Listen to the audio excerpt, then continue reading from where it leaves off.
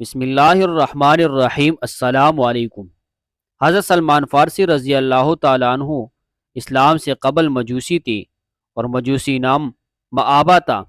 اسلام کے بعد سلمان رکھا گیا اور بارگاہ نبوت سے سلمان الخیر لقب ملا۔ آپ کے والد اصفہان کے جی نامی گاؤں کے باشندہ اور وہاں کے زمیندار و کاشتکار تھے۔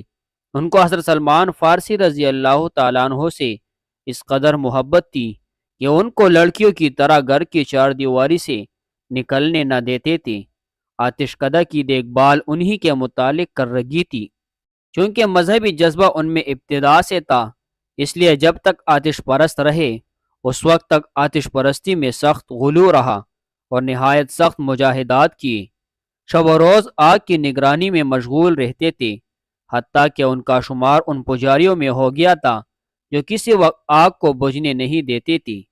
ان کے والد کا ذریعہ معاش زمین تھی، اس لیے زراعت کی نگرانی وہ بذات خود کرتے تھے۔ ایک دن وہ گھر کی مرمت میں مشغولیت کی وجہ سے کھیت خود نہ جا سکے اور اس کی دیکھ بھال کے لیے سلمان رضی اللہ تعالیٰ عنہ کو بھیج دیا۔ ان کو راستے میں ایک گرجا ملا، اس وقت اس میں عبادت ہو رہی تھی۔ نماز کی آواز سن کر دیکھنے کے لیے گرجے میں چلے گئے۔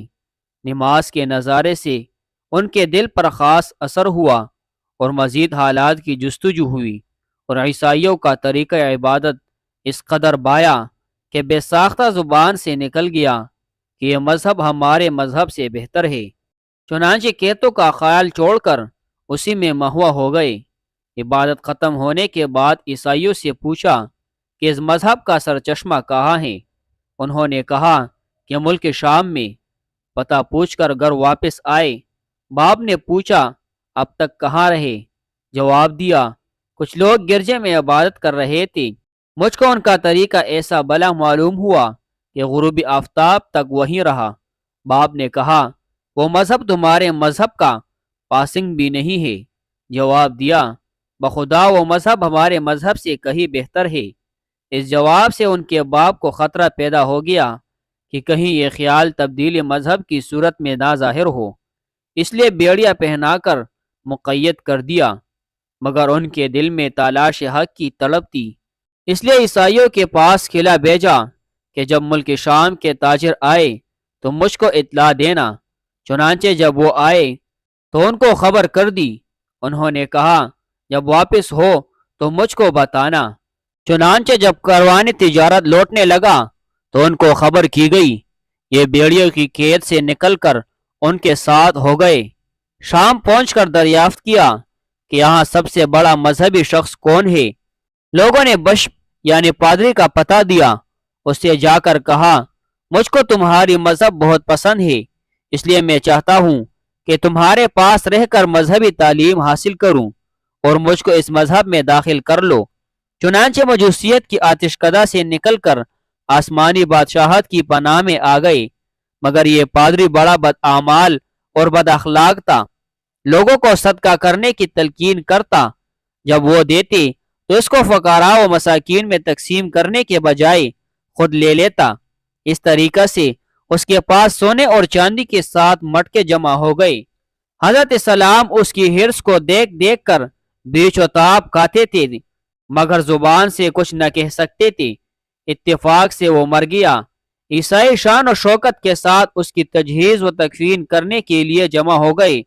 اس وقت انہوں نے اس کا سارا اعمال نامہ ان لوگوں کے سامنے کھول کر رکھ دیا۔ لوگوں نے پوچھا تم کو کیسے معلوم ہوا؟ انہوں نے ان کو لے جا کر اس خزانے کے پاس کھڑا کر دیا۔ تلاشی لی گئی تو واقعی 7 مٹکے سونے چاندی سے بھرے ہوئے برآمد ہوئے۔ عیسائیوں نے اس کی سزا میں نعش دفن کرنے کے بجائے صلیب پر لٹکا کر سنسار کر دیا۔ اس کی جگہ دوسرا پادری مقرر ہوا۔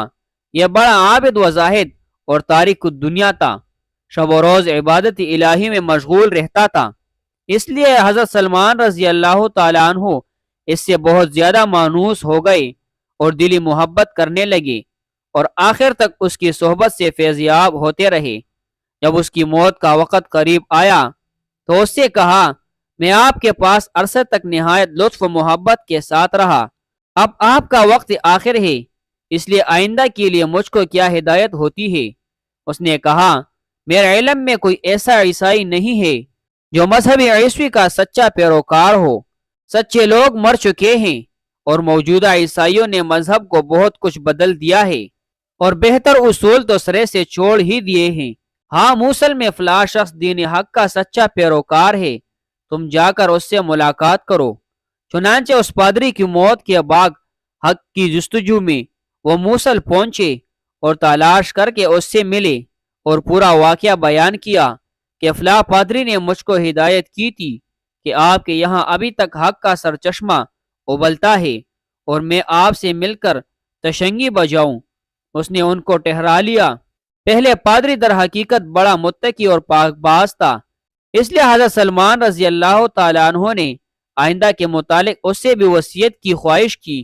اس نے نصیبین میں ایک شخص کا پتہ بتایا، چنانچہ اس کی موت کے بعد وہ نصیبین پہنچے اور پادری سے مل کر دوسرے پادری کی وصیت بتائی۔ یہ پادری بھی پہلے دونوں پادریوں کی طرح بڑا عابد و زاہد تھا۔ حضرت سلمان رضی اللہ تعالیٰ عنہ یہاں مقیم ہو کر اس سے روحانی تسکین حاصل کرنے لگے۔ ابھی کچھ ہی دن اس کی صحبت سے فائدہ اٹھایا تھا کہ اس کا وقت بھی آ پہنچا۔ حضرت سلمان رضی اللہ تعالیٰ عنہ نے گزشتہ پادریوں کی طرح اس سے بھی آئندہ کے متعلق مشورہ طلب کیا۔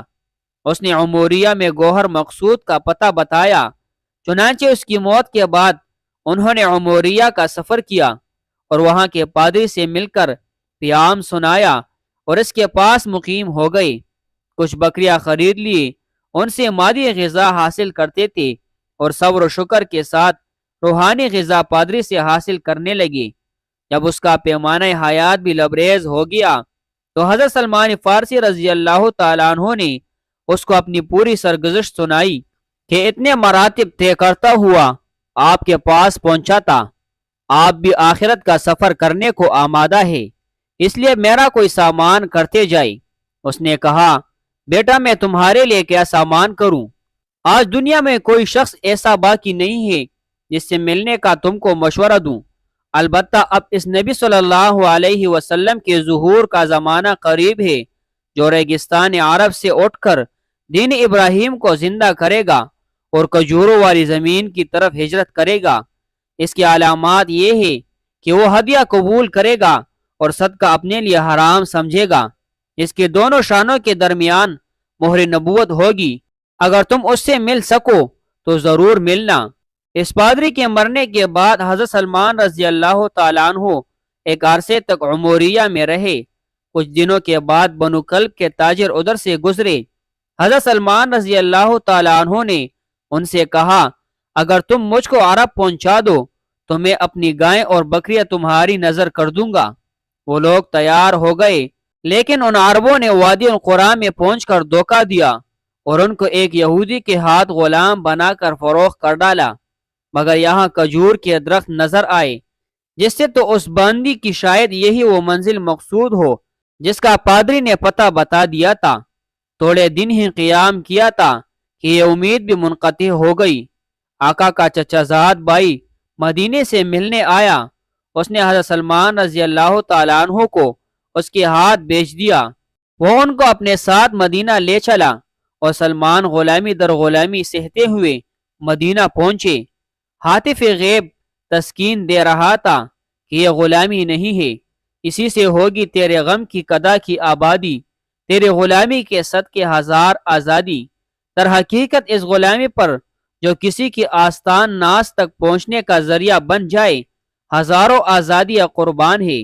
جو جو محبوب کی منزل قریب ہوتی جاتی تھی کشش بڑھتی چلی جاتی تھی اور آثار و علامات بتاتے تھے کہ شاید مقصود کی جلوہ گاہ یہی ہے۔ اب ان کو پورا یقین ہو گیا کہ جلوہ گاہ یہی ہے۔